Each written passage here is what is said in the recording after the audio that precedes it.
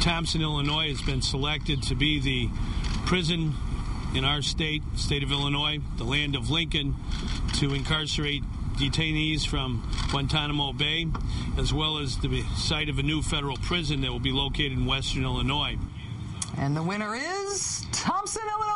The Obama administration announcing today that although local officials in Hardin, Montana, and Marion, Illinois, and Standish, Michigan, and Florence, Colorado, had all said they would welcome the jobs and economic boost that would be expected from getting sent some new, very high-security federal prisoners, it is Thompson, Illinois that's going to get them.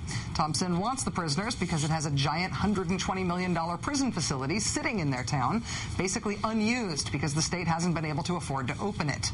When that prison was built, the town was already prepped to accept more than 1,000 maximum security prisoners, and happy to do so because of the number of jobs the prison was expected to bring to the region.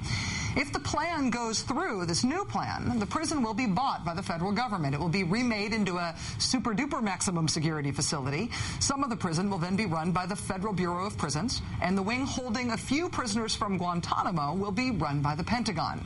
So Thompson, Illinois, and the surrounding region will finally get those jobs it has been expecting. The estimated economic benefit is roughly 3,000 jobs and roughly $1 billion in economic activity.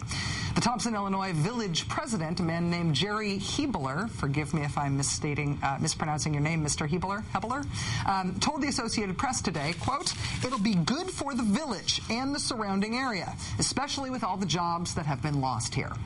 The town is psyched about this development. The state's governor requested to the White House that Guantanamo prisoners be moved there. The two senators from the state are in favor, which means, of course, cue the outrage. I think the administration wasn't around for 9/11. Now, the president is young, but he's not 8. He's not 8 years old. He actually was around. The top Republican in the Senate, Mitch McConnell, also put out this statement today. Quote, "The administration has failed to explain how transferring terrorists to Guantanamo North will make Americans safer than keeping these terrorists off our shores in the secure facility of Cuba." The secure facility of Cuba. Guantanamo, right? Which John McCain, the Republican Party's presidential candidate last year, promised to close. I believe we should close Guantanamo and work with our allies.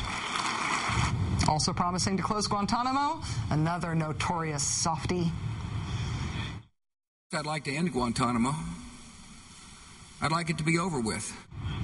Even on the specific question of moving Guantanamo prisoners to this specific prison at Thompson, Illinois, the most interesting fight is among conservatives, since groups like the American Conservative Union and Americans for Tax Reform are backing the plan, even as the lead Republicans in Congress denounce it in full hyperbole.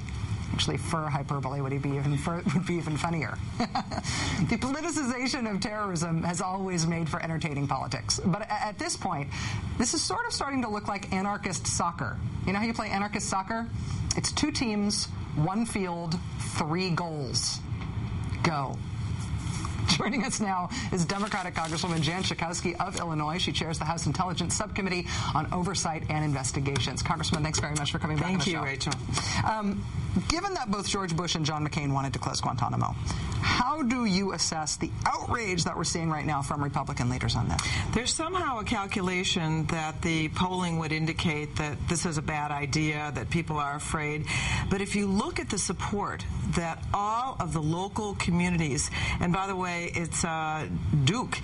His nickname is Duke Hebler, or Hebler. Yeah, Duke. Had actually requested, he put the request in to the governor to seek the Guantanamo prisoners to come. The city councils, the county boards, the local Republican state representative, all of the people in the town, the local business owners. There's enormous support for this. So I'm really not quite sure the political calculation, particularly that Illinois Republicans have made, like Mark Herc, who's running for U.S. Senate. I was going to ask about that because it would make sense to me. At least it would be intellectually coherent for people like John Boehner and Mitch McConnell, who have nothing to do with Illinois, to come out and sort of demagogue on this issue to make national politics out of something that is desired at the local level. Congressman Mark Herc wants to be the next senator from Illinois. He's making a calculation that this is somehow going to help him win at least the primary, if not the Senate race. He sort of built his whole career, his whole campaign and around actually, this. the editorial boards, not only in in Chicago but around the state have pretty much excoriated him for the fear-mongering that he's done around this. And so I don't know what the political advantage that he sees in this. Is this a done deal? What are the next steps for the Obama administration's plan to go through? I guess they instruct the Bureau of Prisons to buy the facility first, right? Well, actually, the members of the Illinois delegation met with the head of the Bureau of Prisons as well as the Department of Homeland Security. It looks like the sale is going to go through. A lot of the details are still unclear as far as how many would actually be transferred to the Thompson Center. But it looks pretty much like a done deal, and there's a lot of excitement about that. The economic impact certainly sorely needed in that corner of the state, I know. Yeah, I mean, we're talking 3,000 jobs, although 1,500 are going to be military personnel that will move to the area to actually guard the prisoners, but lots of local jobs have been promised, and certainly the stimulus to the economy there, which has over a 10% unemployment rate. I want to ask you one other question, not on the Thompson situation, but on health reform. A bill that looks like the one that's going to probably pass the Senate, without expansion of Medicare, without a public option, would that have trouble passing in the House? Well, I certainly think that we're going to do everything we can to make some improvements in a conference committee or in some sort of an agreement with the Senate so that the bill that actually gets sent back to them looks better than the one that is being handed over to us. I mean, it is a huge disappointment in so many ways. I think we have to understand all the details. What is left that is really going to help control the cost of health care for average people and really get a handle on it. But right now, I think we have a lot of work to do. The problem that we face is there's 60 votes. No matter how you cut it, it has to go through a gauntlet of 60 votes in the Senate, and it's infuriating. It really is infuriating. I know how you feel. Yeah. Very, very acutely. Very acutely. Illinois Congresswoman Jen Schakowsky, it's nice to have you here. Thank you very much for coming in. Appreciate it.